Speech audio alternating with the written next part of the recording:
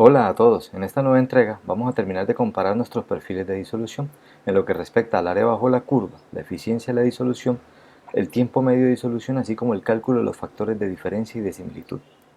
Para ello, vamos a retomar el ejercicio que veníamos desarrollando en las dos entregas anteriores. Es importante tener claro que para que estas comparaciones sean válidas, debemos utilizar como mínimo 12 unidades por cada lote evaluado, y los tiempos de muestreo deben de ser los mismos en los dos perfiles o en todos los perfiles que estemos comparando. Área bajo la curva. El área bajo la curva es un valor adimensional que, construido de forma idéntica para cada producto, nos va a permitir hacer inferencias de su comportamiento durante el proceso de disolución, y así como compararlo con otros lotes o con otros productos.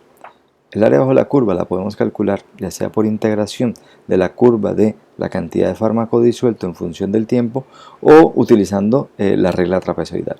En esta ocasión voy a mostrarles cómo hacer el cálculo utilizando la regla trapezoidal en Excel. Para ello he creado esta nueva hoja y he trasladado los datos de tiempo y porcentaje disuelto de cada producto. Ahora vamos a insertar un gráfico de áreas. Vamos a construir un área. Tenemos un lienzo vacío. Seleccionamos nuestros datos con el botón alterno. Agregamos una serie que corresponde al producto A. Los valores de esa serie corresponden al porcentaje de fármaco disuelto. Aceptamos. Agregamos una nueva serie que corresponde al producto B, los valores de serie del producto B que corresponden al porcentaje de fármaco disuelto, y finalmente cambiamos la etiqueta del eje horizontal, editamos esto y seleccionamos los valores de tiempo que corresponden a los dos productos. Aceptamos. Y ya tenemos ahora entonces nuestra gráfica de áreas de nuestros dos productos. El siguiente paso es calcular ahora el área bajo la curva de cada uno de los segmentos dados por los puntos de tiempo, y la sumatoria de esos segmentos correspondería al área total de cada uno de los perfiles. El área del primer segmento correspondería entonces a la suma del lado menor más el lado mayor multiplicado por la diferencia de los tiempos que corresponde a la altura.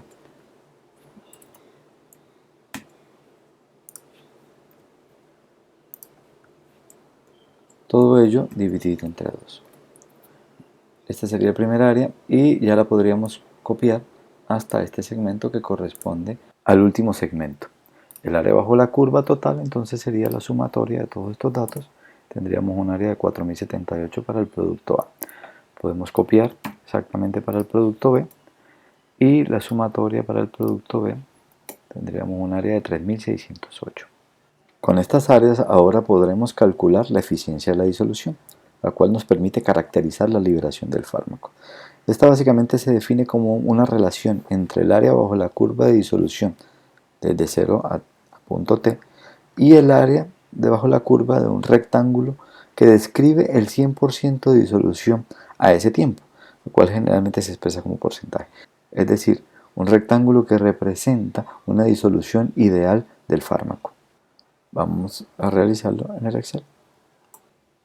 Para ello es necesario entonces ahora calcular el área bajo la curva de este rectángulo ideal, en el cual el fármaco es disuelto de manera instantánea.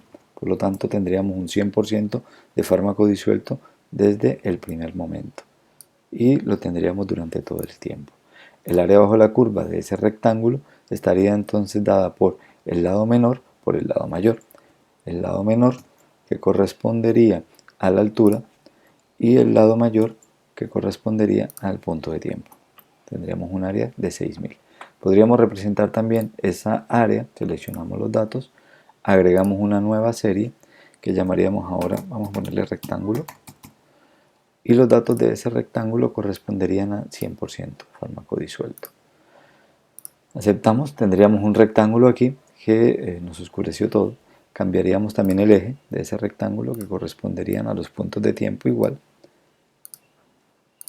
Y debemos de trasladar ese rectángulo de atrás, que quedó encima de nuestras gráficas. Lo pasamos aquí, lo subimos de nivel y ya tendríamos nuestro rectángulo en la parte posterior. Este rectángulo también podríamos cambiarle el color, el formato, el fondo. Podemos colocarle un degradado o algo por el estilo. Aquí está, este es nuestro rectángulo. Ahora podremos calcular entonces la eficiencia de la disolución como la relación entre el área bajo la curva de nuestro producto A entre el área bajo la curva del rectángulo ideal. Tendríamos una eficiencia de 0,68 y para el producto B tendríamos una eficiencia de 0,60. Esta eficiencia de la disolución también podríamos calcularla sin tener en cuenta el área del rectángulo, simplemente relacionando el área bajo la curva de nuestro producto entre el producto de la cantidad de fármaco disuelto a tiempo infinito, que correspondería en este caso al 100%, por el punto de tiempo final. Eso nos da exactamente lo mismo. Podríamos hacer lo mismo para el producto B.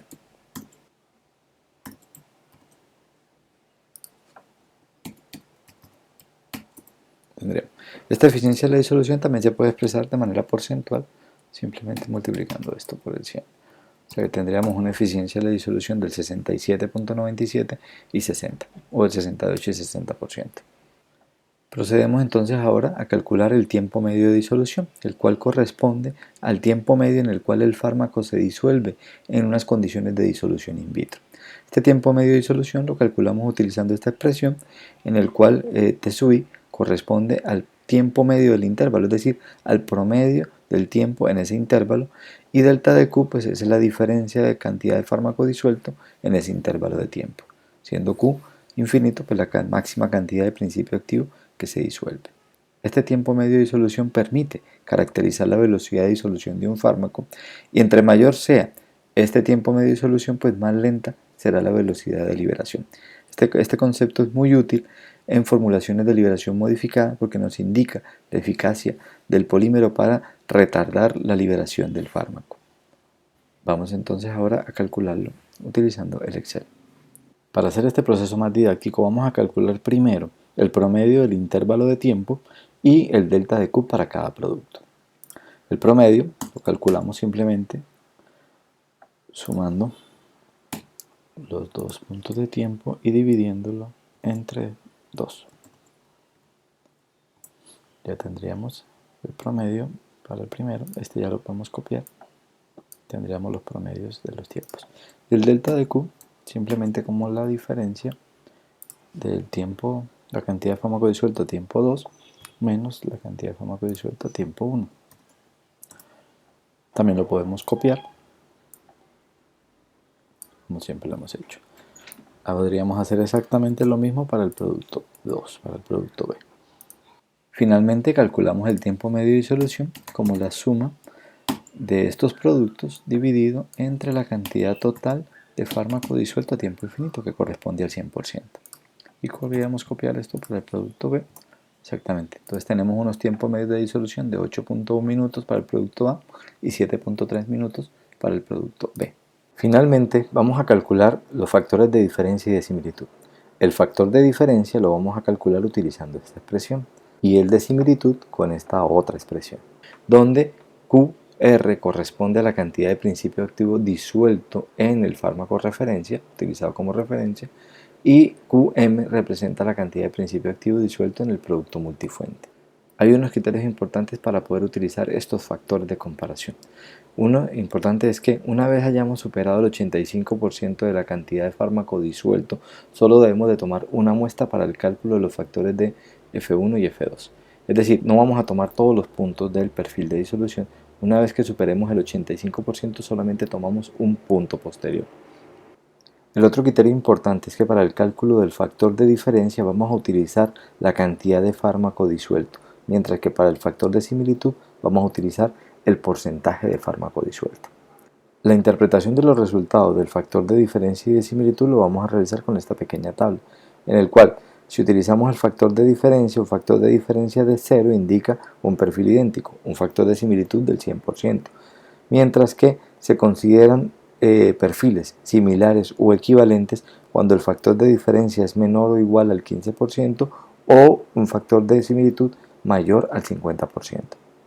Teniendo en cuenta que para el cálculo del factor de diferencia necesitamos contar con los miligramos de fármaco disuelto, los he traído desde nuestros datos originales calculando el promedio, que también sería posible obtenerlos a partir del porcentaje de fármaco disuelto, teniendo en cuenta que el 100% corresponde a los 500 miligramos inicialmente agregados al medio de disolución.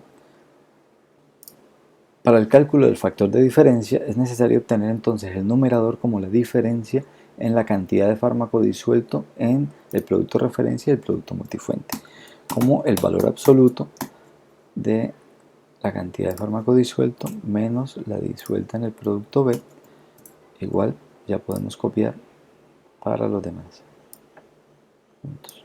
Y en el denominador necesitamos obtener la cantidad de fármaco disuelto en el producto referencia. Corresponde a esto, ya la podemos copiar directamente aquí. Luego calculamos entonces la sumatoria de estas dos columnas y calculamos el factor de diferencia entonces como la relación de esta columna sobre esta otra multiplicada por 100. Luego tendríamos esto sobre esto por 100. Tendríamos un factor de diferencia de 17.5%. Para el factor de similitud es necesario obtener entonces esta diferencia entre la referencia y multifuente en porcentaje y elevarlo al cuadrado.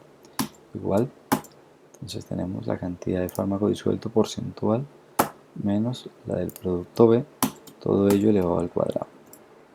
Lo podemos copiar para los dos productos. Calculamos la sumatoria y necesitamos aquí la cantidad de datos. La cantidad de datos, pues con pocos podríamos contarlo, pero también podríamos hacerlo con una función de Excel, que es la función contar. Podemos contar cuántos datos tenemos. Tendríamos 9 datos. Ahora sí, podemos calcular el factor de similitud introduciendo la siguiente ecuación.